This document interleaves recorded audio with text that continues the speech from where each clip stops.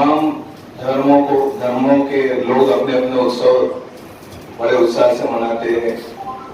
और ये हमारे मुल्क की खूबसूरती है कि सभी लोग उसको एंजॉय करते हैं, हर धर्म के हर सन को, हर उत्साह को। मेरी बात से तमाम लोग सहमत होंगे कि किसी भी सन उत्साह, किसी भी धर्म के अंदर ये नहीं होगा कि अपने धार्मिक उत्साह के अंदर हम नशा करें या नशे की कोई चीज सेवन करें। तो मेरा आपसे ये अनुरोध है इस मीटिंग के माध्यम से कि जो भी सन उत्सव होते हैं, विशेष आज गणपति का सबसे बड़ा उत्सव है, 12 रबीउल अव्वल मोहम्मद पैगंबर साहब की जयंती का उत्सव है, ऐसे उसमें प्रशासन ने कभी ये भी हुआ है कि हमारी सूचनाओं पे ड्राई डे घोषित किया है। मेरी आपसे रिक्वेस्ट है कि इस बार क्या हमेशा के लिए ऐसे सन उत्सव के चलते अगले 3 दिनों तक, पिछला एक दिन,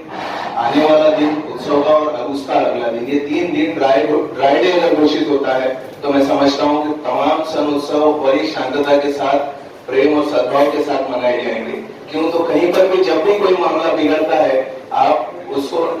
नोटिस कीजिएगा, डिपार्टमेंट के लोग सहमत होंगे मुझसे कि जो लोग भी मामला बिगाड़ते हैं, कहीं पर भी अच्छे कार्यों में विघ्न पैदा करने का काम करते हैं, वो कहीं ना कहीं किसी न किसी नशे से जुड़े होते हैं। आप लोग इस बात की भी समीक्षा कीजिए कि जहां पर नशे के कारोबारियों को जहां पर अगर लाइसेंस दिया गया है तो क्या वाकई में उनको सारी उसूलों के तहत वो दिया गया है। कहीं पर मुझे पता है कि धार्मिक स्थल या एडमिनिस्ट्रेटिव ऑफिसेस के आसपास के किसी एक जोन के अंदर वो परमिशंस नहीं होती, लेकिन शहर में देखने आया है कि कहीं पर धार्मिक स्थलों के पास में जो रिस्ट्रिक्टेड एरियाज है, स्कूल्स है, उनके पास में भी नशे की दुकानें हैं। अब वो लाइसेंस वाली है नहीं है, ये प्रशासन का काम है देखने का। तो इस मौके को समझते हुए मैं आपसे रिक्वेस्ट करूंगा कि वैसे दुकानों के ऊपर भी आप लोग नजर रखें। हो सकता है अगर वो कुछ उसके फॉलोअर्स नहीं कर रहे इंस्ट्रक्शंस, तो आप उसके ऊपर कार्रवाई करें। दूसरी बात कि कल शहर शांतता समिति की मीटिंग के अंदर भी कुछ लोगों ने माननीय सीओ साहब और एसपी साहब के सामने बात रखी थी कि शहर में जो आवारा कुत्तों का मामला है, लेकिन मीटिंग के बाद में सीओ साहब ने बताया कि बड़ी शोकांतिका की बात थी कि कुत्तों को जब उन्होंने जो कुछ भी उनका बंदोबस्त लगाने की कोशिश की, जो शुरू हुआ 1-2 दिन के लिए वो कार्यक्रम, केंद्र से उनको फोन आया, मैं नाम नहीं लेना चाहूंगा, उन्होंने मुझे बताया। तो मैं इस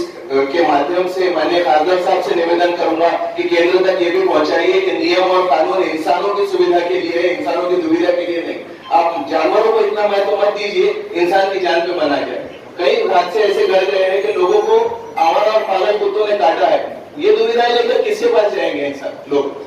तो आप कुछ उसकी भी बंदोबस्त करवाइए केंद्र से या जहां से भी हो सके कि हमारे यहाँ के एडमिनिस्ट्रेशन के अधिकारियों को, कर्मचारियों को काम करने में दिक्कत नहीं आए।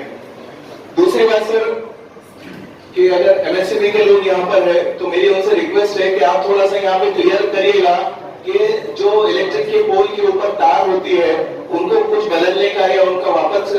नवीनीकरण करने का कोई समय सीमा होती है या नहीं होती है। मेरे पहले बर्थडे से जब से मैंने वो संभाला हूँ 40-45 साल के अंदर जो है, मुझे लगता है कि आज तक कभी वो एमएसएमई के पोल की तारें बदली ही नहीं गई। जब वो टूटती है, कोई हादसा पेश आता है, तब ये लोग भाग के आते हैं और काम करते हैं सर।